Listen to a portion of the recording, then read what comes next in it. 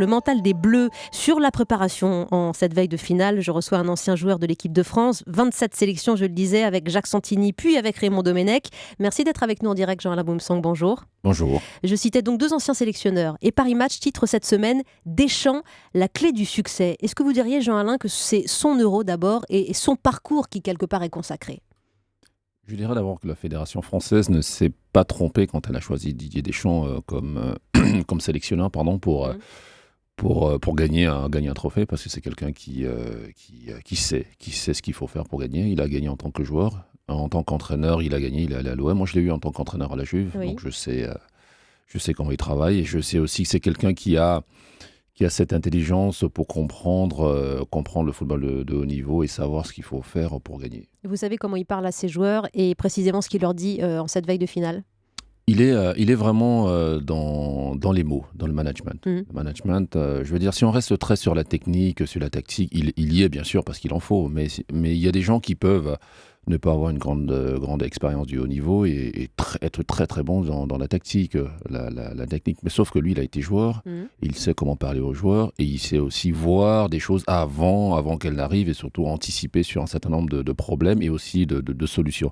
Donc ça, c'est ça qui fait la force d'un manager, c'est ça qui fait la force de Didier Deschamps. Et puis surtout, il est habité par une conviction de gagner ce qu'il s'est fixé comme objectif et d'emmener tout le monde avec lui. Oui, manifestement, c'est une main de fer dans un gant de Dans le velours, velours. parce qu'il sait garder la pression sur ses joueurs. Et puis il sait les faire tourner sans agiter un peu les égos dans cette équipe, dans ce collectif. Pour faire simple, quand Didier Deschamps, il veut une chose, alors que vous soyez...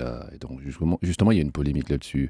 Blanc, noir, vert, jaune, musulman, chrétien ou agnostique, peu importe. S'il a besoin de vous, il sait que vous allez être utile, il va vous prendre.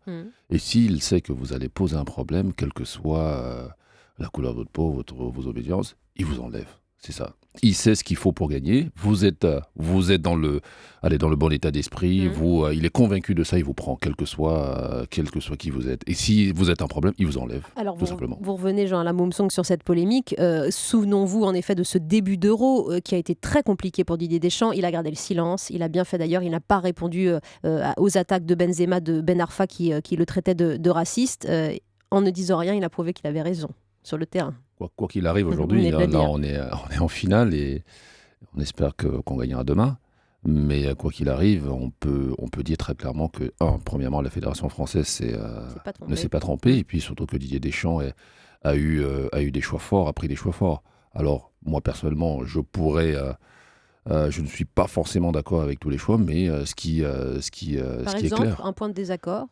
Je trouve un point de désaccord. Non, j'ai pas vraiment de point de désaccord. Mais disons que je trouve que même quand on veut gagner, c'est vrai, il y a aussi un certain nombre de règles qu'il faut respecter.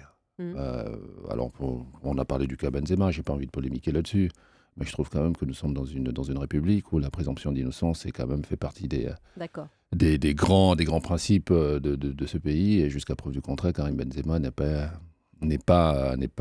reconnu coupable. Ça, c'est le petit soutien à Karim Benzema. Il n'a pas manqué, cela dit, à l'équipe de France qui, quelque part, a prouvé aussi ce qu'elle avait dans le ventre. Évidemment, personne n'est indispensable. La nation française, il y a 65 millions de personnes, mais il y a pas évidemment 65 millions de joueurs de foot. Il y a des joueurs de foot de très haut niveau et on le voit là. Ce qui a été fort sur Didier Deschamps, c'est qu'il a avec, je le dis, il y a le président Le Gret que j'avais... Il y a un match référence qui est celui de l'Ukraine. L'Ukraine, il y a bientôt 4 ans ou 3 ans, si je ne me trompe pas, effectivement. Donc, où on pensait que la France allait être éliminée pour la Coupe du Monde. Et le président Le Gret, il a soutenu les Bleus, alors que tout le monde était en train de leur tirer dessus. Et du coup, les Bleus se sont qualifiés. Mais disons qu'ils ont le but, l'objectif, quand on organise un tournoi, une compétition, c'est de fédérer, donc de générer de l'enthousiasme, de la sympathie autour de l'équipe de France. Alors, et ça, ils se sont focalisés là-dessus. Oui, mais justement, on a parlé de la génération Zizou. Est-ce qu'on peut parler pour vous, Jean-Alain Boumsong, aujourd'hui de la génération Grisou, de cette fraîcheur, de cet enthousiasme avec ces jeunes, C'est vrai que c'est pas la même génération, ils ont 20-25 ans. Les Griezmann, les Coman, les Kanté, les Payet. C'est ça.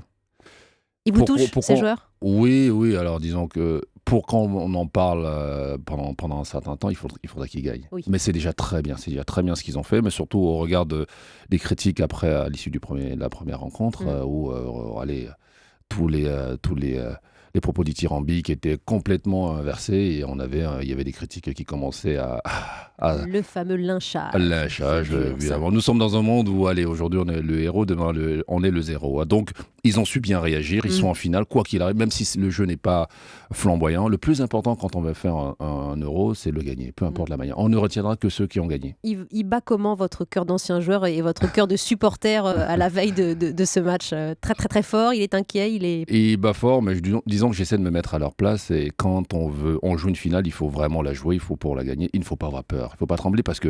Faut pas avoir la peur de gagner. Non, non, il faut surtout être habité par l'espérance de la victoire pour être fort sur le terrain. J'avais Charles Villeneuve à côté. Song est un personnage que je connais, Oui, Charles. distancié. Il a cette caractéristique qui ressemble beaucoup à celle de Loris, qui lui aussi est un personnage distancié. Tous les deux sont des matheux. Et c'est vrai, Jean-Alain. On le sait, on ne le sait pas, on l'ignore, mais tu es un matheux. Ouais, donc Tu ça, as fait d'ailleurs des études de maths. voilà, c'est la tactique, la sérénité. Voilà, on avance ses pions aussi, justement. Il nous reste quelques secondes. Deschamps, il a un temps de réflexion assez court. Il devra prendre sa décision sur l'équipe aujourd'hui ou demain matin. Oui. Pour vous, il ne changera pas grand-chose? Mais je ne pense pas qu'il change. Mais surtout, il a démontré aussi cette capacité de pouvoir s'adapter rapidement d'un match à l'autre et pendant le match, de pouvoir changer la tactique, de pouvoir changer les joueurs qu'il fallait changer. Donc, je ne suis pas assez inquiet. Je pense qu'il a déjà son équipe et si ça ne va pas, au cours du match, il changera. Échec et mat pour la France demain? Échec et mat, on l'espère. Ouais. Et puis victoire. Mais Jean-Alain Moungson, merci beaucoup d'être venu réagir et encourager ces Bleus. Vous pouvez rester pour écouter le billet de Charles Villeneuve dans un petit instant. Ouais, merci. Il va parler des centres de formation français. Ça va vous intéresser. À tout de suite sur Europe 1.